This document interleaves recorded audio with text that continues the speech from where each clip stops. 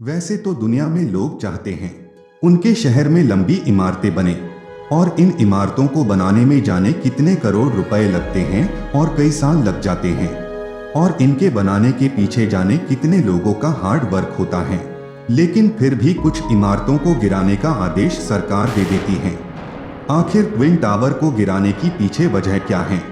क्यों इतनी ऊंची इमारत को शहर के बीचों बीच गिराया गया? नोएडा के सेक्टर 93 स्थित सुपरटेक ट्विन टावरों को गिराकर खत्म कर दिया गया है।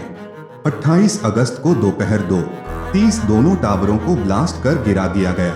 बिल्डिंग को गिराने के लिए लगभग 3700 किलो विस्फोटक लगाया गया था। जिस दिन बिल्डिंग गिरी उस दिन एक्सप्रेसवे पर कुछ देर के लिए ट्रैफिक बंद कर दिया गया था। इसके अलावा आसपास की बिल्डिंग में रहने वाले लोगों को भी कहा गया था कि वे दिन भर के लिए अपने घर खाली कर दें। आखिर इन इमारतों को क्यों गिराया जा रहा है? इमारत को मंजूरी से लेकर सुप्रीम कोर्ट के आदेश तक क्या हुआ, विस्तार से समझते हैं। सुप्रीम कोर्ट के आदेश के बाद इन टावरों को गिराने की कार्रवाई जारी हो गई थी। दरअसल इन टावरों को निर्माण शर्तों का उल्लंघन कर किया गया था। नोएडा के सेक्टर 93 स्थित 40 मंजिला ट्विन टावरों का निर्माण 2009 में हुआ था। सुपरटेक के दोनों टावरों में 950 से ज्यादा फ्लैट्स बनाए जाने थे। हालांकि बिल्डिंग के प्लान में बदलाव करने का आरोप लगाते हुए कई खरीदार 2012 में इलाहाबाद हाई कोर्ट चले गए थे। इसमें 633 लोगों ने फ्लैट बुक कराए थे, जिनमें से 248 रिफंड ले चुके हैं। 133 दूसरे प्रोजेक्ट्स में शिफ्ट हो गए, लेकिन 252 ने अब भी निवेश कर रखा है। साल 2014 में नोएडा अथॉरिटी को जोरदार फटकार लगाते हुए इलाहाबाद हाई कोर्ट ने ट्विन टावर को अवैध घोषित करते हुए उन्हें गिराने का आदेश दे दिया था। हालांकि तब सुप्रीम कोर्ट ने हाई कोर्ट के आदेश पर रोक लगा दी थी। बाद में सुप्रीम कोर्ट ने भी इसे गिराने का आदेश दिया।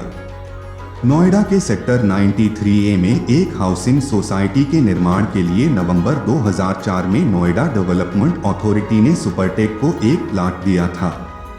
2005 में new Okhla industrial development area building regulations and instructions के तहत 1986 में भवन योजना को मंजूरी मिली, जिसके तहत कुल 14 टावरों और एक शॉपिंग कॉम्प्लेक्स के निर्माण को मंजूरी दी गई थी। सुपरटेक लिमिटेड ने नवंबर 2005 में एमराल्ड कोर्ट नाम से एक ग्रुप हाउसिंग सोसाइटी का निर्माण शुरू किया। जून 2006 में सुपरटेक को उन्हीं शर्तों के तहत अतिरिक्त जमीन अलॉट कर दी गई। दिसंबर 2006 में 11 फ्लोर के 15 टावरों में कुल 689 फ्लैट्स के निर्माण के लिए प्लान में बदलाव किया गया। 2009 में सुपरटेक ने नोएडा अथॉरिटी के साथ मिलीभगत कर ट्विन टावर का निर्माण शुरू कर दिया। ये T16 और T17 टावर थे। दोनों टावरों को लेकर स्थानीय रेजिडेंट वेलफेयर एसोसिएशन ने विरोध करना शुरू कर दिया, क्योंकि उनकी सोसाइटी के ठीक सामने, जिसे नोएडा अथॉरिटी ने पहले ग्रीन बेल्ट बताया था, वहां ये विशालकाय टावर खड़े हो रहे थे। इन ट्विन टावरों के निर्माण के दौरान फायर सेफ्टी नॉर्म्स और ओपन स्पेस नॉर्म्स का भी उल्लंघन किया गया था। इन टावरों के निर्माण के दौरान NBR 2006 और NBR 2010 का उल्लंघन किया गया था, जिसके मुताबिक इन बिल्डिंगों के निर्माण के दौरान पास की अन्य बिल्डिंगों के बीच उचित दूरी का ख्याल नहीं रखा गया था। नेशनल बिल्डिंग कोड यानी NBC 2005 को भी ताक पर रखकर इनका निर्माण किया गया। NBC 2005 के मुताबिक ऊंची इमारतों के आसपास खुली जगह का प्रोविजन है। टावर 17 से सटे खुली जगह लगभग 20 मीटर होनी चाहिए थी। 9 मीटर का स्पेस गैप उससे काफी कम था। सुपरटेक ट्विन टावर्स का निर्माण यूपी अपार्टमेंट्स एक्ट का भी उल्लंघन है। बेसिक प्लान में बदलाव किया गया था, लेकिन बिल्डरों ने बेसिक प्लान में खरीदारों की सहमति नहीं ली थी। जिस एरिया को सुपरटेक ने अपने ग्राहकों को पहले ग्रीन एरिया में दिखाया था, बाद में धोखे से उसी में 2 बड़े टावर खड़े कर दिए गए। ब्रोशर में ग्रीन एरिया देखकर घर खरीदने वालों के लिए ये एक ठगी से कम नहीं था। 2009 में पूरा मामला कोर्ट पहुंचा। एमराल्ड कोर्ट के रेजिडेंट्स ने कानूनी लड़ाई लड़ने का फैसला किया। 2010 में इसके खिलाफ कोर्ट में याचिका दायर की थी। मामले में एक्शन न होने पर सोसाइटी के लोग 2012 में इलाहाबाद हाई कोर्ट पहुंचे। करीब 1.5 साल तक हाई कोर्ट में मामले की सुनवाई चली। इसके बाद 11 अप्रैल 2014 में हाई कोर्ट ने कंट्रोवर्शियल टावर ध्वस्त करने का आदेश दिया। इतना ही नहीं, कोर्ट ने आरोपी नोएडा अथॉरिटी के अधिकारियों के खिलाफ कार्रवाई की बात भी कही थी। इसके बाद हाई कोर्ट के फैसले को सुप्रीम कोर्ट में चुनौती दी गई। सुप्रीम कोर्ट में करीब 7 साल तक पूरा मामला चला। 31 अगस्त 2021 को कोर्ट ने सुपरटेक को बड़ा झटका देते हुए रेजिडेंट्स के पक्ष में फैसला सुनाया। कोर्ट ने 3 महीने के अंदर दोनों टावर को ध्वस्त करने का आदेश दिया। हालांकि कुछ कारणों से इसकी तारीख 3 बार आगे बढ़ाई जा चुकी थी। कोर्ट ने अपने फैसले में फ्लैट खरीदारों का भी ध्यान रखा था।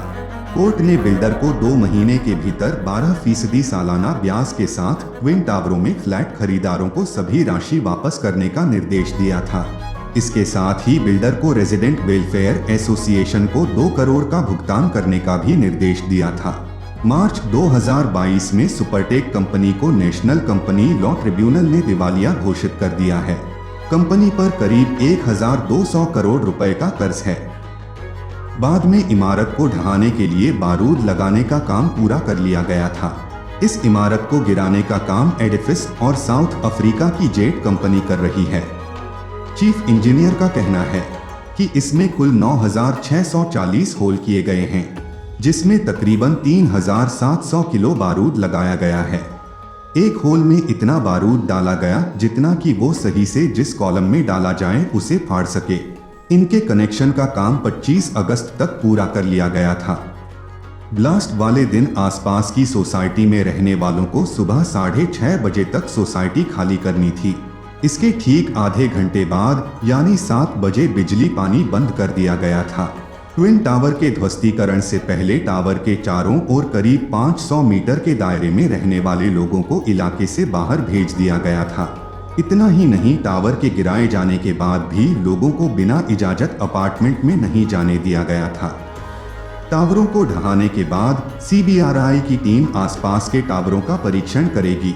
इन टावरों में अगर कोई कमी नहीं पाई गई तभी लोगों को जाने की इजाजत दी जाएगी। सबसे पहले लिफ्ट की जांच की जाएगी। इसके बाद बिजली और पानी और गैस कनेक्शन की जांच की जाएगी। टावर के पिलर समेत अन्य जांच पूरी होने के बाद ही लोगों को जाने की इजाजत दी गई। 28 अगस्त की दोपहर 2:15 से लेकर 2:45 तक नोएडा एक्सप्रेसवे को भी बंद कर दिया गया था। इस दौरान महामाया फ्लाईओवर से रूट को डाइवर्ट किया जाएगा। इसके अलावा आसपास की कनेक्टिंग सड़कों को भी बंद कर दिया गया था।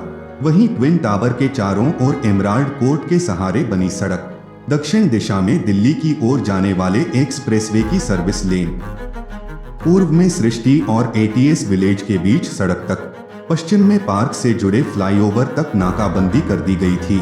ट्विन टावर के आसपास का एरिया सुबह 7 बजे से शाम 5 बजे तक सभी लोगों के बंद कर दी गई थी।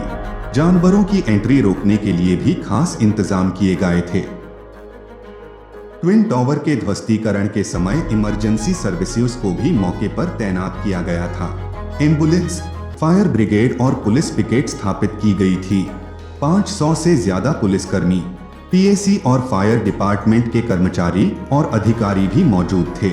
इसके साथ ही एक DCP, एडिशनल DCP, SCP और इंस्पेक्टर रैंक के 5 अफसरों को ध्वस्तीकरण के दौरान मौके पर तैनात कर दिया गया था।